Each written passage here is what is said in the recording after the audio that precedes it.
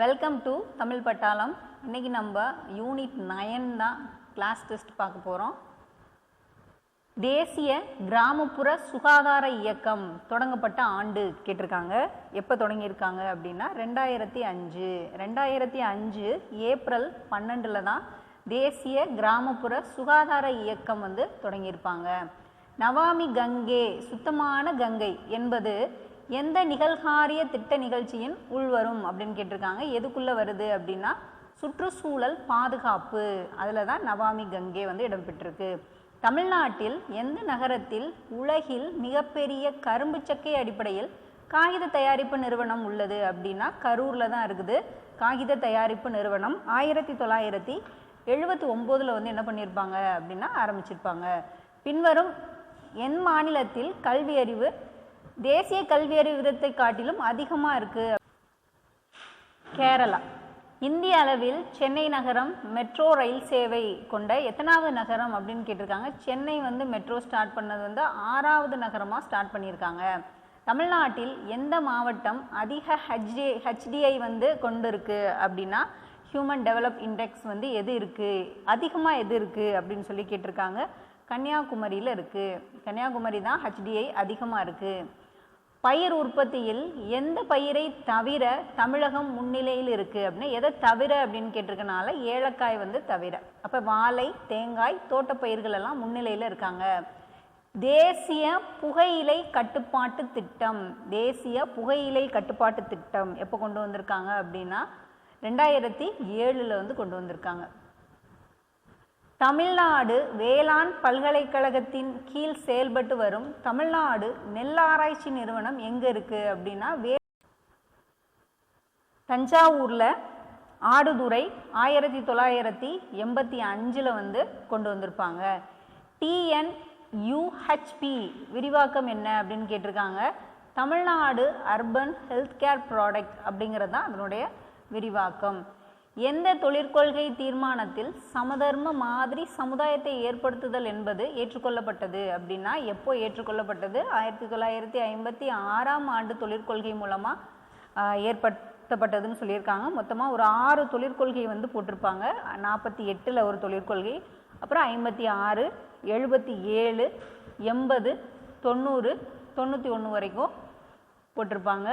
அதில் நம்மளுக்கு கேட்டிருக்குது, இந்த இது கேட்டதுனால 1956 தொழிற்கொள்கை தீர்மானம். 2021 கணக்கின்படி இந்தியாவில் அதிகமான காற்றாலை மின்சாரம் எங்கே உற்பத்தி செய்யப்படுது அப்படின்னா தமிழ்நாட்டில் அமைந்திருக்கும் அணு ஆற்றல் ஆராய்ச்சி மையத்தினுடைய பெயர் ஐகேர் அப்படின்னு சொல்லியிருக்காங்க. Indira Gandhi centre for atomic research கொண்டு வந்திருக்காங்க. Indira Gandhi IG care.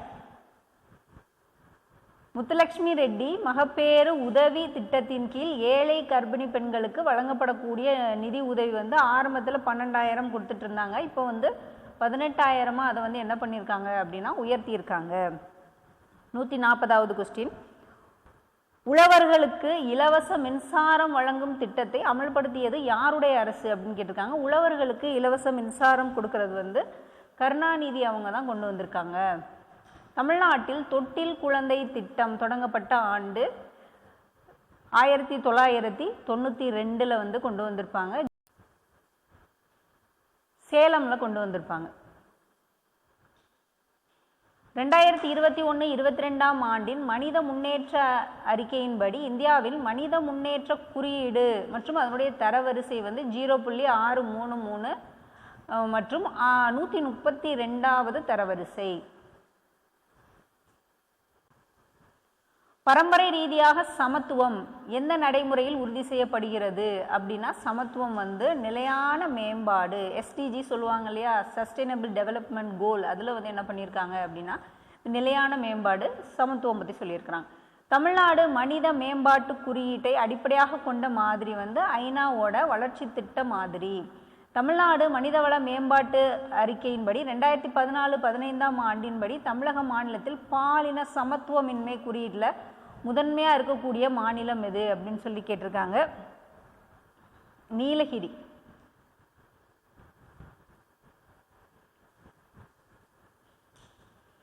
தமிழ்நாடு மனித மேம்பாட்டு அறிவிக்கை 2013-14 பன்முக பரிமாண வறுமை குறியீடு அதிகமாக இருக்கக்கூடிய முதன்மையாக இருக்கக்கூடியது எது, ஃபஸ்ட்டாக இருக்கிறது அதிகமாக இருக்கணும், அந்த இது எது அப்படின்னு சொல்லி கேட்டிருக்காங்க. நித்தி ஆயோக் சுகாதார குறியீடு 2021 படி அனைத்து இந்திய மாநிலங்களில் தமிழகம் வந்து 2வது இடத்துல இருக்கு. பின்வரும் எந்த திட்டம் அடுத்த 3 ஆண்டுகளில் 1 கோடி இளைஞர்களினுடைய திறன் மேம்பாட்டுக்காக உருவாக்கப்பட்டது அப்படின்னா PM கௌஷல் விகாஸ் யோஜனா. இளைஞர்களுக்கான ஒரு திறன் மேம்பாடுக்காக உருவாக்கப்பட்டது. அரசு துறைகளில் பொதுமக்களுக்கு வழங்கும் அங்கீகரிக்கப்பட்ட சான்றிதழ்களை அவர்கள் எந்நேரமும் எங்கும் பதிவிறக்கம் செய்திடும் வகையில் செயல்படுத்தப்பட்டிருக்கக்கூடிய திட்டம் TINY URL திட்டம். மக்கள் தொகையில் 1961ஆம் வருடம் வந்து எப்படி சொல்றாங்க அப்படின்னா மக்கள் தொகை வெடிப்பு ஆண்டு. தமிழ்நாட்டில் எவ்வளவு சதவீதத்தில் மொத்த பயிர் சாகுபடி பரப்பில் மானாவாரி பயிர்கள் பயிரிடப்படுகின்றன அப்படின்னா எவ்வளோ பயிரிடுறாங்க அப்படிங்கிறப்போ 54%. PM கதிசக்தி என்பது பொருளாதார வளர்ச்சி மற்றும் நிலையான வளர்ச்சிக்கான மாற்று அணுகுமுறையாகும். இதில் கவனம் செலுத்துகிறது அப்படின்னா பன்முக இணைவில் வந்து கவனம் செலுத்துறாங்க.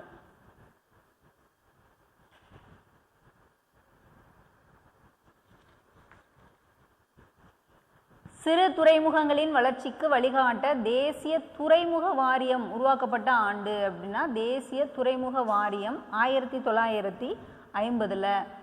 ஆசியாவில் மிகப்பெரிய இருப்பு பாதை வழியில் உலகில் வந்து இது 4வது பெரிய போக்குவரத்து அமைப்பாக இந்தியா இருக்கும். இந்தியாவின் இருப்பு பாதை நீளம் 63,000 கிலோமீட்டர். அதில் 13,000 கிலோமீட்டர் மின்மயமாக்கியிருப்பாங்க. எது சரி அப்படின்னா 2, 3 மட்டும்தான் சரி. ஒன்று வந்து 4வது பெரிய போக்குவரத்தாக இருக்கும்.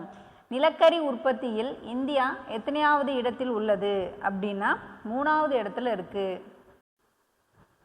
இந்தியாவில் 2015ஆம் ஆண்டு சமூக பொருளாதார மற்றும் சாதி ரீதியான கணக்கெடுப்பில் எத்தனை சதவீதம் பழங்குடியினர் இருக்காங்க அப்படின்னா 11%. எது ஊரக பகுதியினுடைய அடிப்படை அழகாக கருதப்படுகிறது, வருவாய் கிராமம். இந்திய விவசாயி கடனாளியாக பிறந்து கடனாளியாக வாழ்ந்து கடனாளியாக இறந்து கடனையே சந்ததிக்கு விட்டு செல்கிறான் அப்படின்னு சொல்லியிருக்காரு. யார் சொல்லியிருக்காங்க அப்படின்னா மால்கம் டார்லிங் சொல்லியிருக்காங்க. செயில் எஃகு ஆலை எங்க இருக்கு அப்படின்னா செயில் வந்து சேலம்.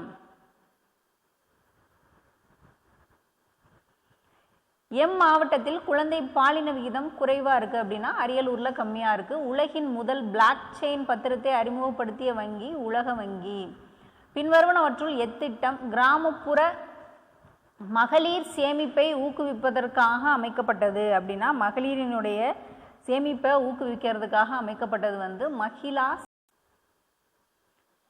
தமிழ்நாட்டில் மிக அதிக மழை பெறும் பகுதி வந்து வால்பாறையில் சின்னக்கல்லார்ல. தமிழ்நாட்டில் மிகப்பெரிய நீர்மின் சக்தி திட்டம் மேட்டூர். 1977 ஒலிக்கப்பட்டது வந்து பெரியம்மை. இந்தியாவின் நூல்கிண்ணம் தமிழ்நாடு.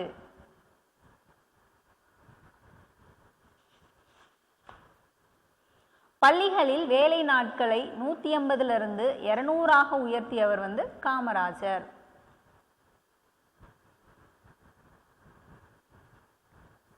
வேலூர் ஜவ்வாது மலை, நாமக்கல் கொல்லிமலை, சேலம் சேர்வராயன் மலை, விழுப்புரம் கல்வராயன் மலை.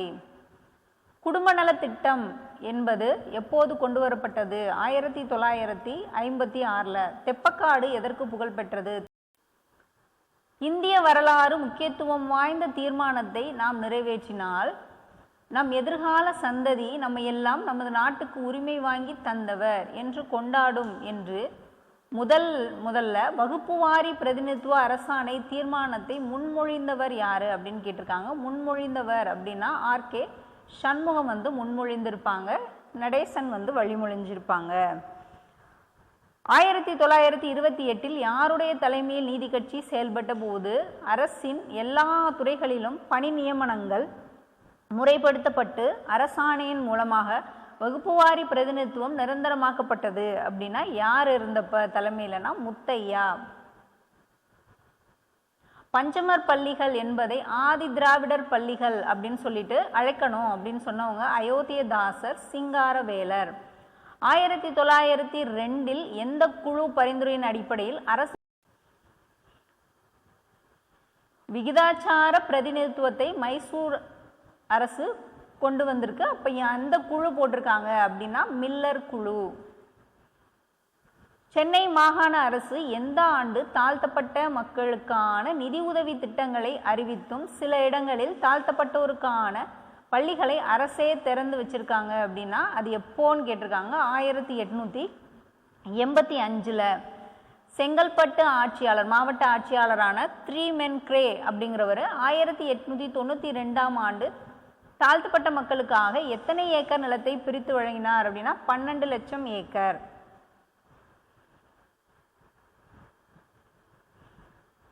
கீழ்கண்ட கூற்றுக்களுள் சரியானது. மத்திய அரசின் வேலை வாய்ப்புகளில் பிற்படுத்தப்பட்டவங்களுக்கு 27% இடஒதுக்கீடு வழங்கி மத்திய அரசு ஆணை பிறப்பிச்சிருக்காங்க. இந்திரா சகானி அப்படிங்கிறவங்க இந்த இடஒதுக்கீடு சட்டத்தின் முன் அனைவரும் சமம் என்னும் அரசியலமைப்பு சட்ட விதிகளை மீறும் வகையில் உள்ளதால் அதனை ரத்து செய்திட வேண்டும் அப்படின்னு சொல்லிட்டு உச்சநீதிமன்றத்தில் வழக்கு தொடுத்திருப்பாங்க. யாருன்னு பேர் மட்டும் மாறி இருக்கு, இந்திரா சகானி அப்படிங்கிறவங்க. அதனால 1 மட்டும் சரி. எனக்கு ஒரு கனவு இருக்கிறது என்ற புகழ்பெற்ற உரையை ஆற்றியவர் மார்ட்டின் லூதர் கிங். தோட்டாக்களால் அல்ல வாக்குச்சீட்டினால் அப்படின்னு சொன்னவங்க மாவோ. தேசங்களின் வளம் பற்றிய ஒரு ஆய்வு ஆடம் ஸ்மித். இந்த நூலை யார் எழுதியிருக்காங்கன்னு கேட்டிருக்காங்க. ஆடம் ஸ்மித் எழுதியிருக்காங்க. எல்லாமே 11th 12th பாலிட்டியில் தான் இருக்குது, பார்த்துக்கங்க. மாநில தன்னாட்சி தீர்மானம் சட்டப்பேரவையில் நிறைவேற்றப்பட்ட ஆண்டு 1974. எந்த முதல்வர் ஆட்சியில் அனைத்து சாதி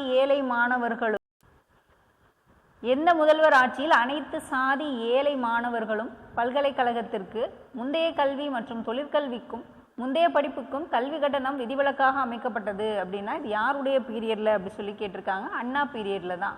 CN அண்ணாதுரை. எந்த வருடம் ஆங்கிலேய இந்தியாவில் தொழிலாளர் பாதுகாப்பு சட்டம் கொண்டு வந்திருக்காங்க அப்படின்னா 1926. சாதிய உணர்வுகளால் திராவிட இனம் திராவிடர்கள் ஆரியர்களிடம் அடிமையானவர்கள் அப்படின்னு சொன்னவங்க ஈவேரா. பெரியார் சொல்லியிருக்காங்க. பொது உடைமையாளரான சிங்காரவேலனாரினுடைய காலம் 1860 1946.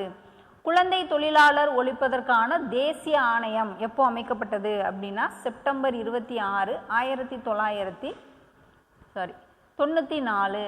10லிருந்து 14 வயது வரையிலான பள்ளி செல்லா மற்றும் இடைநின்ற பெண் குழந்தைகளுக்கு அனைத்து வசதிகளுடன் கூடிய தரமான கல்வி அளிக்கும் திட்டம் கஸ்தூரிபா காந்தி பாலிகா வித்யாலயா 2004 கொண்டு வந்திருப்பாங்க. 1லிருந்து 8ஆம் வகுப்பு வரை பள்ளியில் பயிலும் மாணவர்களின் கற்றல் இடைவெளி கற்றல் இழப்புகளை ஈடு செய்ய இல்லம் தேடி கல்வி திட்டம் 2021 விழுப்புரம் மரக்காணத்தில் தொடங்கியிருப்பாங்க. வறுமை கோட்டினை அளவிட இந்திய திட்டக்குழுவால் 2012 அமைக்கப்பட்ட குழு எது அப்படின்னு கேட்டிருக்காங்க. 2012 அமைக்கப்பட்டது ரங்கராஜன் கமிட்டி. வறுமை கோட்டை அளக்கிறதுக்காக இவங்க எல்லாருமே வறுமை கோட்டில் அளவிடுறவங்க தான். அலக் கமிட்டி, லக்டவாலா கமிட்டி, டெண்டுல்கர் கமிட்டி. இதில் நம்மளுக்கு 2012 யார் அமைச்சிருக்காங்கன்னு கேட்டிருக்காங்க. ரங்கராஜன் கமிட்டி.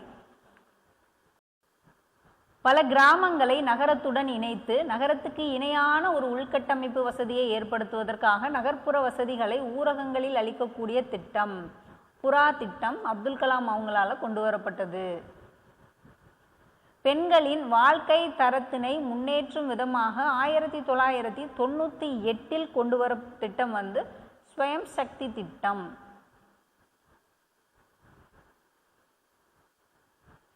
தமிழ்நாடு பெண் குழந்தைகள் பாதுகாப்பு தினம் பிப்ரவரி 24. தேசிய பெண் குழந்தைகள் பாதுகாப்பு தினம்னா ஜனவரி 24.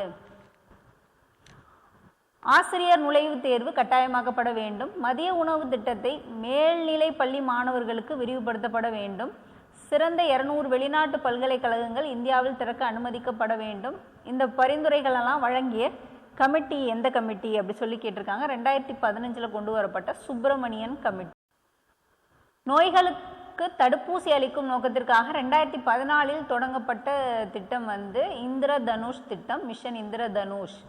தொற்றா நோய்களுக்கான சேவைகளை பயனாளியின் இல்லங்களுக்கே சென்று அளிக்கும் மக்களை தேடி மருத்துவம் திட்டம் 2021 ஆகஸ்ட் 5 வந்து கொண்டு வந்திருக்காங்க. மக்களை தேடி மருத்துவம் எங்கே அப்படின்னா கிருஷ்ணகிரியில் சாமணப்பள்ளி அப்படிங்கிற ஒரு இடத்துல வந்து கொண்டு வந்திருப்பாங்க. மனிதவள மேம்பாட்டு குறியீடு HDI வந்து எந்த பரிமாணத்து எடுத்துக்கலை அப்படின்னு சொல்லி கேட்டிருக்காங்க. எது எது வரும்னா உடல்நலம், கல்வி, வருமானம்லாம் வரும், பாலினம் வந்து வராது. எது எடுத்துக்கொள்ளலன்னு கேட்டிருக்காங்க இல்லையா? அப்போ ஏத ஆன்சர். தேசிய பசுமை தீர்ப்பாய சட்டம் 2010. எந்த துறை வேலைவாய்ப்பு மற்றும் அதிக ஊதியம் வந்து வழங்குது அப்படின்னா ஒழுங்கமைக்கப்பட்ட துறையிலிருந்து தான் வேலைவாய்ப்பு, அதிக ஊதியம். பயிர் செய்யப்படும் பரப்பளவில் பாசன வசதி பெற்ற நிலத்தின் பரப்பளவு எவ்வளோ கேட்டிருக்காங்க. பாசன வசதி 57%. தமிழகத்தில் வடகிழக்கு பருவமழை பொழியும் மாதங்கள் எப்போ அப்படின்னா அக்டோபர், டிசம்பரில் வந்து வடகிழக்கு பருவமழைக்குரிய மாதங்கள் வந்து சொல்லியிருக்காங்க. நம்ம இன்ஸ்டியூட்டில் ரெகுலராகவே என்ன பண்ணுறோம் அப்படின்னா கிளாஸ் போயிட்டுருக்கு.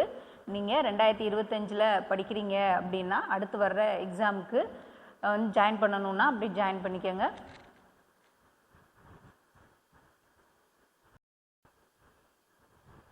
குரூப் 1, 2, 2A, குரூப் 4 எல்லா கிளாஸுமே என்ன பண்ணிகிட்ருக்கோம் அப்படின்னா போயிட்டுருக்கு. நீங்கள் எதுவும் கால் பண்ணணும் அப்படின்னா சாருடைய நம்பர் இங்கே கொடுத்துருக்கோம், அதுக்கு வந்து நீங்கள் கால் பண்ணுங்கள்.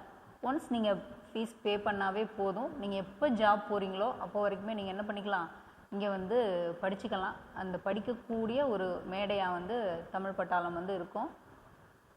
தேங்க்யூ.